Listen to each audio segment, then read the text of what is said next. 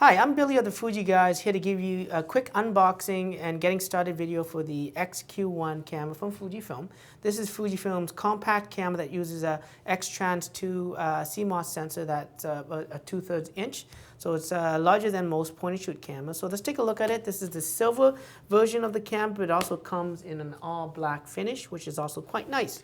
So of course the contents of this box is going to have the owner's manual with the warranty information as well as a software CD. Depending on the country that you purchase this camera from, it will come with the appropriate owner's manual. If you want to see other languages, of course, there's a CD here which contains all the PDFs for all the different languages that the owner manuals are available in, and that the camera is offered as well. So you can take a look at that. I'm not going to open that because it's really not that special.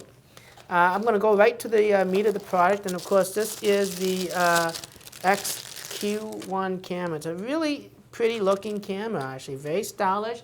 It's almost very reminiscent of the Fujifilm F10 back in the days, which was a low light champion that uses a super CCD sensor technology. And this gives you a very minimalistic look.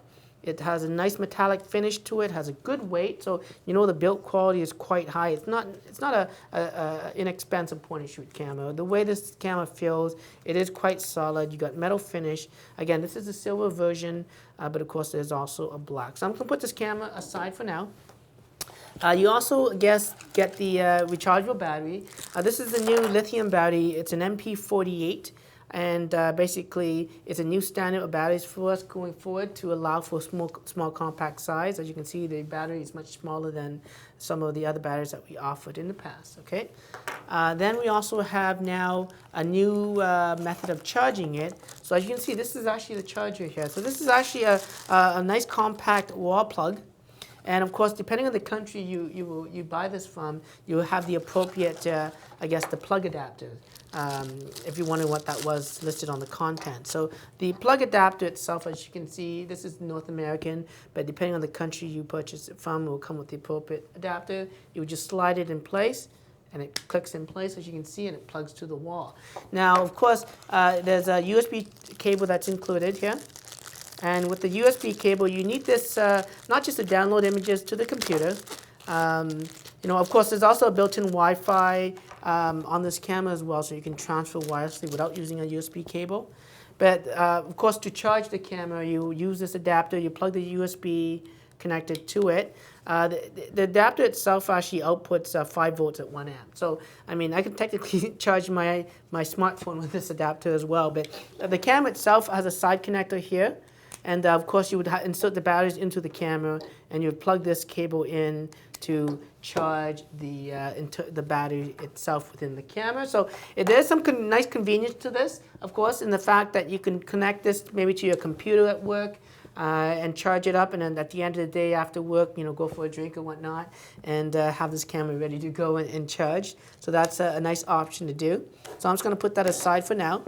You also get, of course, a wrist strap for the camera. It is quite compact, so you want to attach that to the camera itself. As you can see right here, you would probably just loop it through this little ring on the side, and again, as you loop it like this,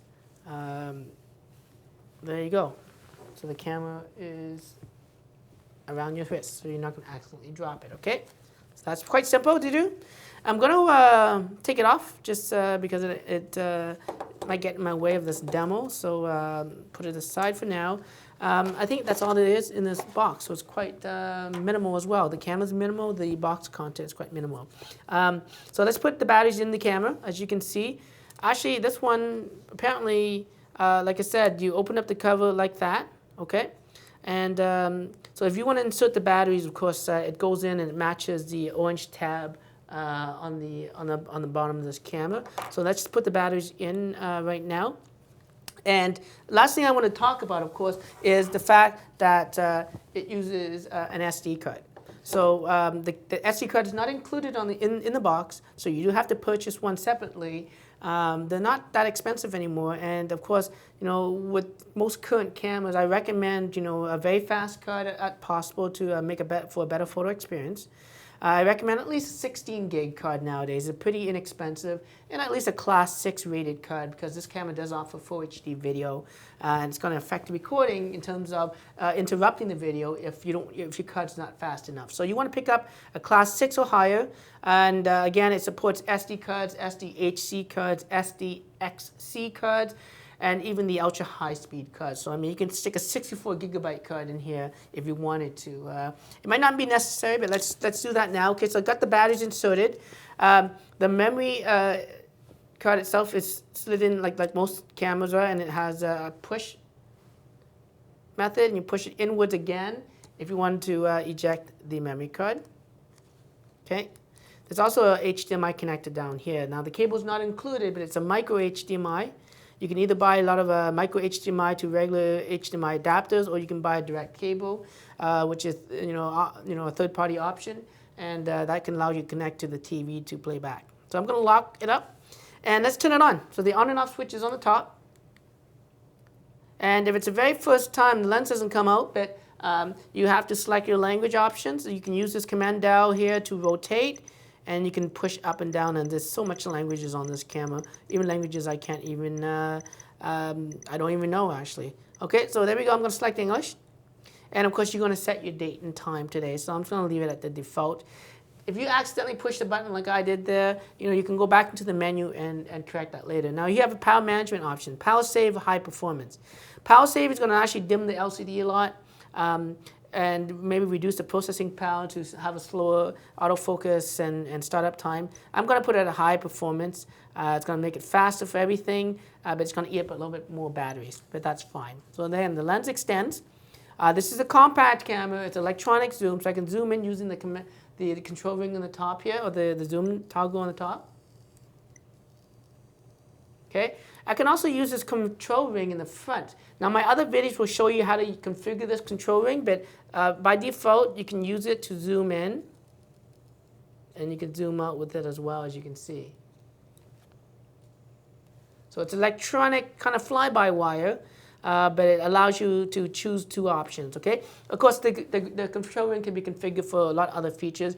Again, watch my top features videos on how to use that ring and how to configure it to your likings. But to take a photo now, you push the shutter button halfway down to focus, and all the way down to take the photo.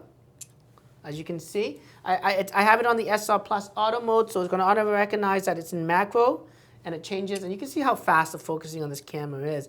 This is such a great camera to have with you everywhere. It's going to give me better image quality than, of course, my smartphone is, because there's a built-in flash, it has a larger sensor, the lens is also quite fast at 1.8. So at wide, I'm going to get a great low light shooting camera, minimum ISOs needed, and even the large sensor size is going to help to create less noise, but also to create some depth of field. Very shallow depth of field for that instance, and with the aperture blades on this lens, it gives you a nice look to it. So let's take a look at the images now. So pushing the playback button, you can see this is the images I just shot. As you can see, I can use the command dial to rotate it left and right. I can push left and right. If I wanted to delete one image, I can push up. I can choose one image, selected images, or all images. I'm just going to delete the one image, so I'm going to push OK, and I'm going to push OK to confirm again. And it goes to the next shot. If I wanted to delete that, I could. If I don't, I push the display back button to get out of that, okay? So once that's done, if I wanted to do videos, I can push the record button here.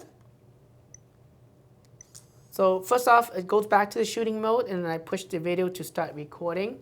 I can zoom during the recording process.